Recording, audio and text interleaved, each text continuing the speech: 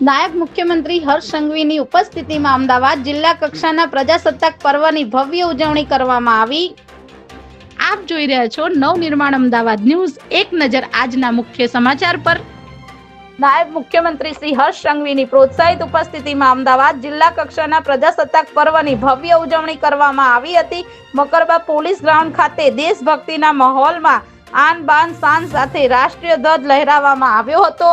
નાયબ મુખ્યમંત્રી શ્રીએ આ ગરિમાપૂર્વ સમારોહમાં રાષ્ટ્રીય ધ્વજ લહેરાવ્યો હતો અને સલામી આપી હતી તથા શિસ્તબદ્ધ પરેડનું નિરીક્ષણ કર્યું હતું। ત્યારબાદ પોલીસ દ્વારા રાષ્ટ્રીય સલામી સાથે પ્રભાવશાળી માર્ચ પાસ્ટ રજૂ કરવામાં આવી હતી। આ અવસરે સમગ્ર મકરબા પોલીસ ગ્રાઉન્ડ ભારત માતા કી જય અને વંદે માતરમના નાદથી ગુંજી ઉઠ્યું હતું।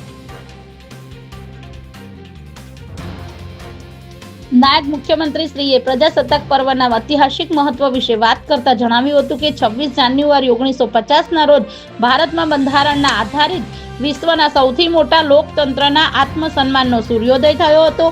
સાથે જ તેઓએ ડોક્ટર બાબા સાહેબ આંબેડકરના નેતૃત્વમાં ઘડાયેલા સંવિધાનનો ઉલ્લેખ કરતા જણાવ્યું હતું કે પવિત્ર ગ્રંથે આપણને સન્માનતા અને ન્યાયના માર્ગે ચાલવાની શક્તિ આપી છે।